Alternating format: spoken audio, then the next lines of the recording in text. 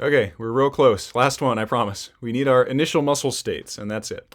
We, of course, already have initial muscle states. We were specifying the initial muscle excitations as their minimum values, 0.1%.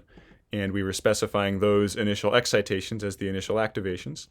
And then down here, we were computing the initial CC length such that the CC was isometric at that initial activation. Okay. That works for getting us values for the initial muscle states that are within the mechanics of the muscle models and that aren't violating mechanics of the muscle models, but it doesn't work for holding the model in the static squatted pose. Namely, because if you're standing still on the ground in a static squat, even if you're not flexing your joints at all, it takes considerably more than the minimum amount or the minimum possible amount of muscle activation to hold you in that squat.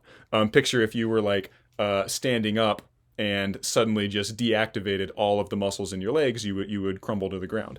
And that's exactly what our model is doing right now. It quickly falls to the ground because it's not activating its muscles sufficiently to balance out the effect of gravity pulling it into the ground. So what can we do about this? What's going on here? The reason that the model is falling to the ground like this is because gravity is pulling it into the ground like that. Gravity, and through gravity pressing the foot into the ground and generating a ground reaction force, is producing external forces that are producing external moments at the hip joint and at the knee joint. Okay? We need to figure out what those moments are, and we need to counter them by moments from our muscle forces in the opposite direction that balance them out, so that the net moment at the joint is zero, just like the net force acting on the model's center of mass is zero, and then we'll finally be in our static squat that the model should be able to hold indefinitely. So our first step here is going to be to calculate the initial joint moments. And where do I get those initial joint moments from? If I go to my function here and I scroll way down to my forcing vector, these last two elements here in my forcing vector, F4 and F5, are very long expressions. But if you glance through that expression, I'm looking at line, let me highlight it for you guys. I'm looking at line 146 here. This is a very long expression, but as I'm scrolling through here, you will see that there are no taus in that expression. There's no joint moments in that expression until I get to the very end here, and tau 1, the hip moment, appears here.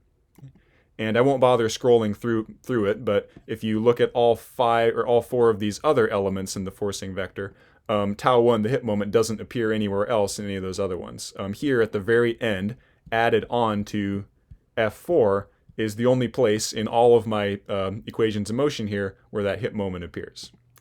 So solving F4 here for that initial hip moment as a function of my other initial kinematic states, my initial angles and my initial velocities, is actually fairly easy to do. I just take this hip moment and I move it over to the other side here, and I can calculate what's the initial hip moment due to the initial pose of the model.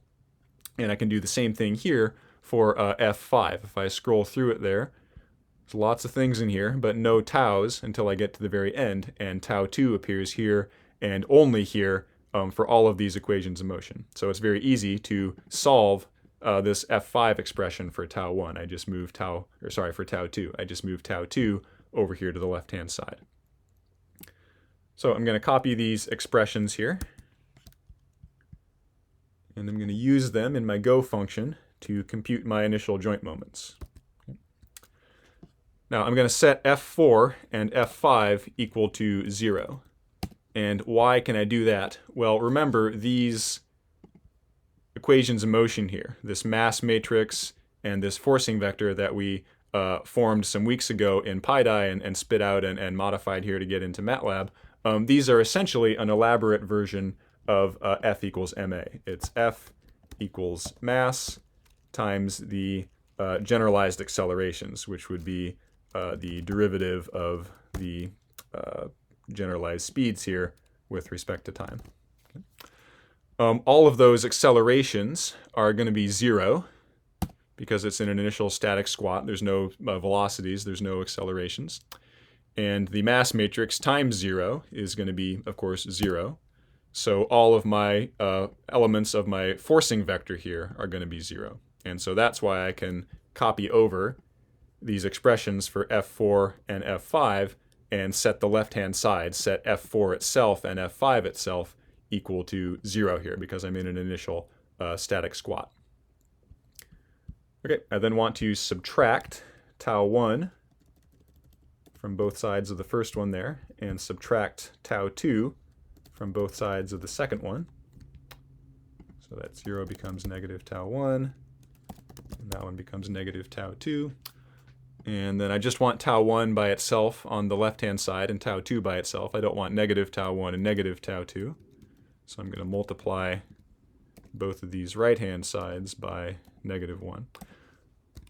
This is where I unfortunately made the mistake in the info that I posted for you guys on Monday. Hopefully that didn't waste too much time for anyone. But if you go to this initial state here, you scroll down to where I was specifying these initial joint moments, I remembered to do the negative sign on tau 1. I forgot to do the negative sign on tau 2. So if you were trying to do this and weren't able to get it to work out, that's probably why. You probably needed a negative sign on there, which I forgot to include. So sorry about that. We will make sure we get it right here. Okay, so there are my initial joint moments. And let's just run that for now and see what we get for initial joint moments. And do they seem reasonable? Uh-oh, didn't like something. Oh, I need an initial value for Fx1, my horizontal ground reaction force. That's going to be 0, remember, because all my velocities are 0. I'm also going to need an initial value for my vertical ground reaction force, which, remember, we just set that equal to body weight. I need those because Fx1 and Fy1 appear in these expressions down here for the initial joint moments. Remember, my gravity and my ground reaction forces, Fx1 and Fy1, are contributing to these initial moments about at the hip and the knee there. Okay, there it ran, and let's see what I have for tau 1 and tau 2. I've got a negative 27 Newton meters for tau 1 and a positive 97 for tau 2. That is more or less reasonable. If you guys are not familiar with joint moments in human movement, they can be positive or negative depending on the direction of the moment.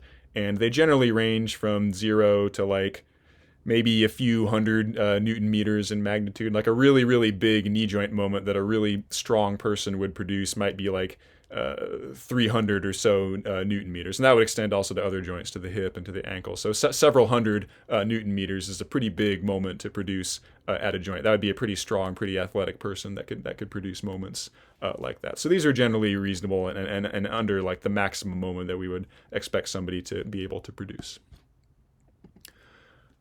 Okay, I now want to take that initial moment and I want to calculate a muscle force that produces that moment. Okay? Before I can do that, I need to adjust those moments a little bit, because remember, if I go back to my function here, these moments that are applied to the joints are actually the sum of two types of moments. There's the part due to the muscle forces, the SEC forces specifically, and then there's a part due to the passive structures in the joints. So when I was calculating this net joint moment with my forward dynamics approach here, I first calculated the contribution from the muscle forces, the active muscle forces, and then I added to that the contribution of the passive structures, the passive joint moments. Okay? Here, when I'm trying to get my initial muscle states, I'm working backwards. I'm computing inversely the total resultant moment at the joints, and I want to subtract from that the contribution of the passive moment so that I'm left with just the part that's due to the muscle forces that contribute to that moment. Okay?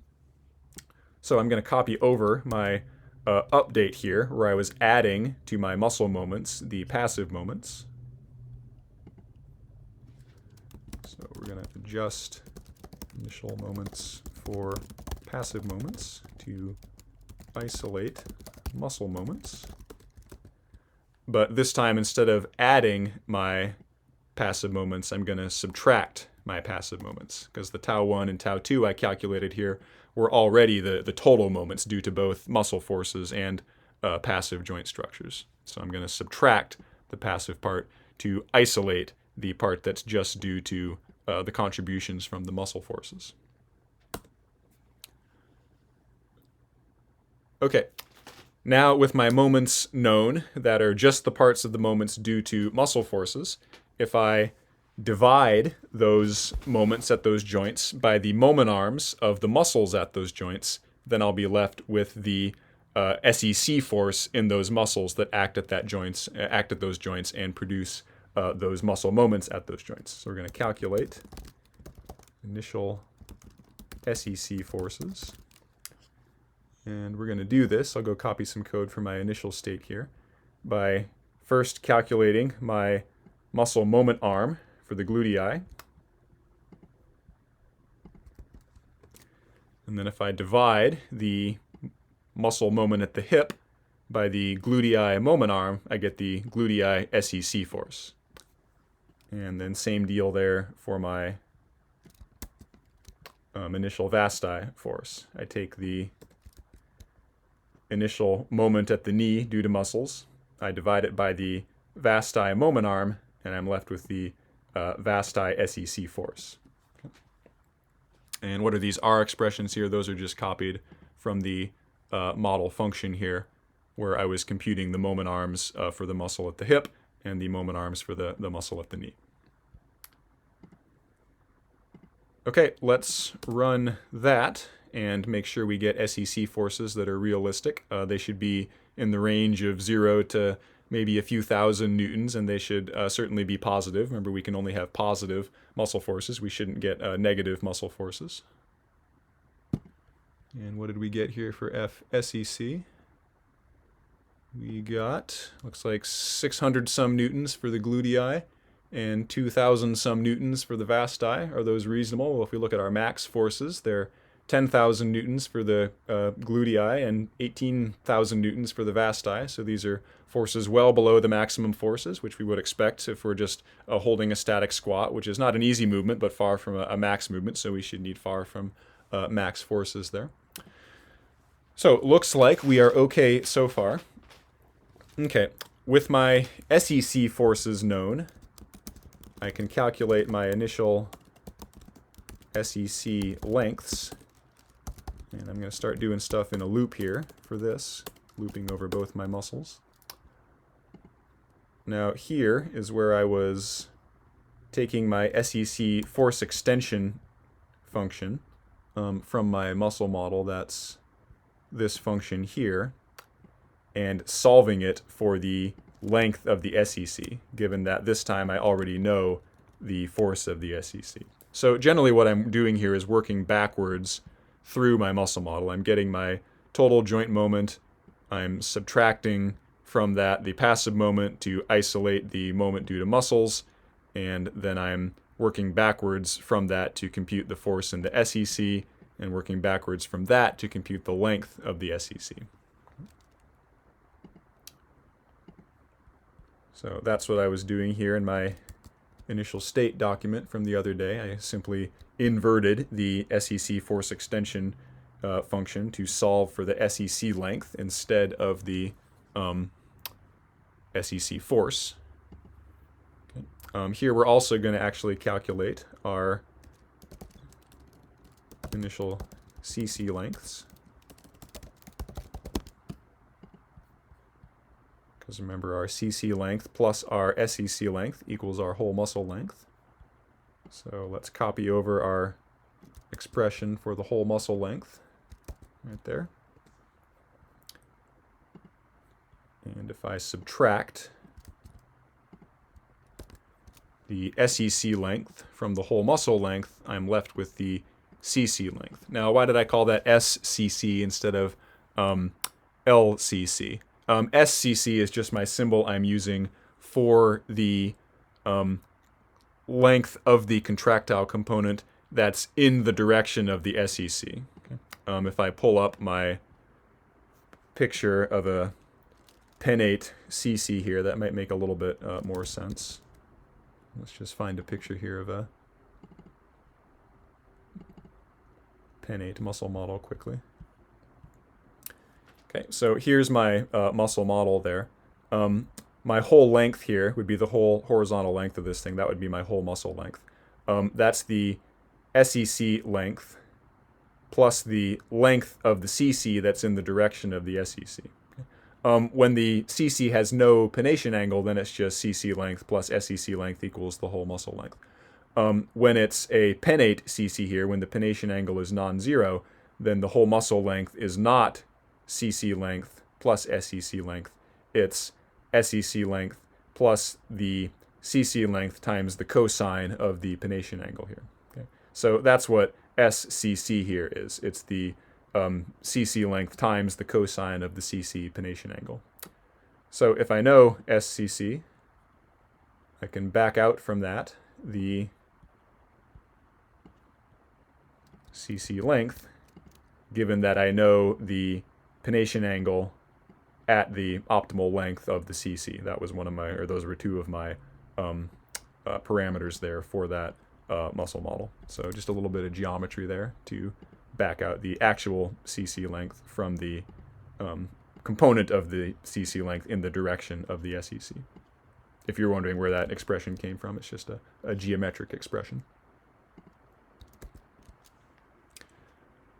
Okay, and that should give me my initial length of the contractile component. And I believe we were calling that L init, yeah, LCC init down there in my code.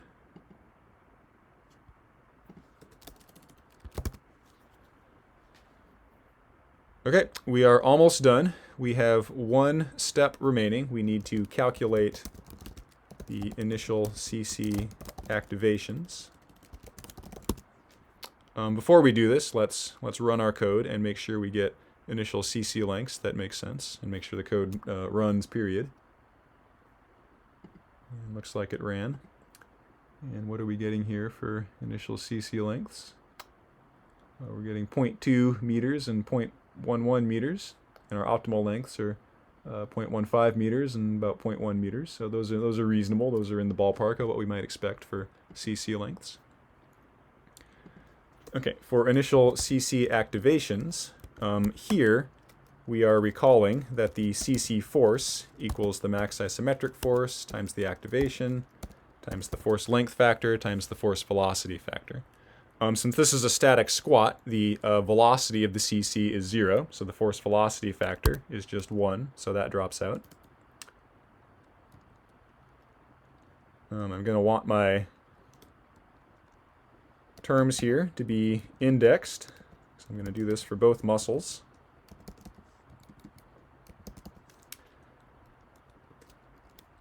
I can calculate my CC force knowing my SEC force and knowing my pennation angle.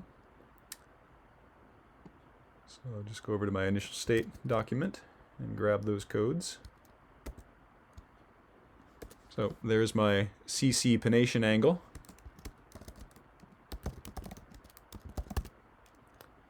It's the cosine of the angle between the CC length itself and SCC, which remember that was the length of the CC in the direction of the SEC.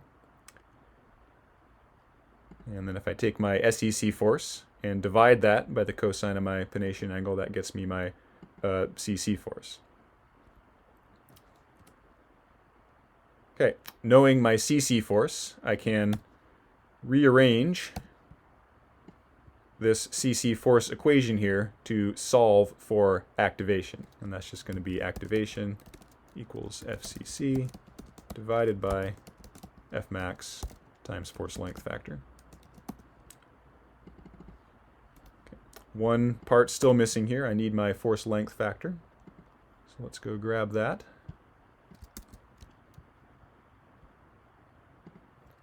And paste that in here and index it.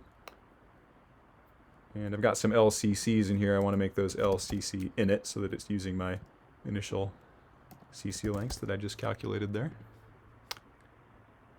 Okay, and I think that should give me what I need. And let's delete our old initial muscle activations there. And let's see what we got here for initial activations. It ran.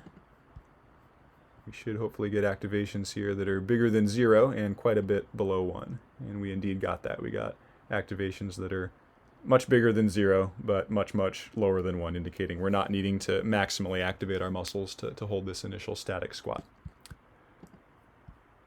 Okay, we got our initial CC lengths. We've got our initial muscle activations.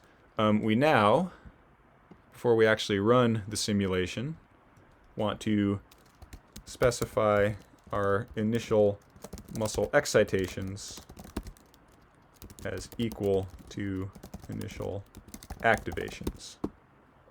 This is so our activation's not changing when the model's holding its initial static squat, and so that it'll actually stand still and not be changing its activations and its forces due to the excitation and the activation not matching. So I'm going to delete my part up here that specifies my initial excitations as the minimum excitations. I'm going to copy that down here. And now my initial excitations are going to be equal to my initial activations. Again, just so I can hold a static squat. And let's delete my old code here that was computing my initial CC lengths. Don't need that anymore. And we should be ready to go here. Let's set it for a short amount of time here and see if the model stands still. And it does. Let's set it for a longer amount of time here, see if it still stands still. And it does. Let's set it for a full second here. Does it still stand still? Still good. And let's just go wild here and try 10 seconds. And does it still stand still?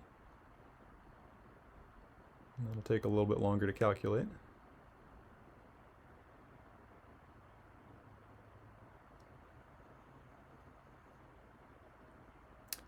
And it took a while, but it's still standing still for most of that time.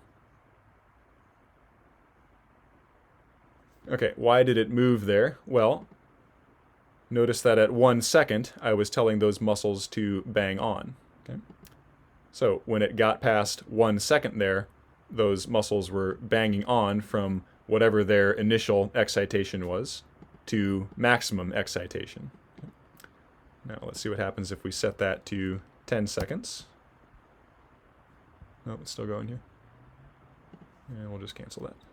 And let's do something a little bit more time reasonable here, like 5 seconds. And still just standing completely still for that entire time.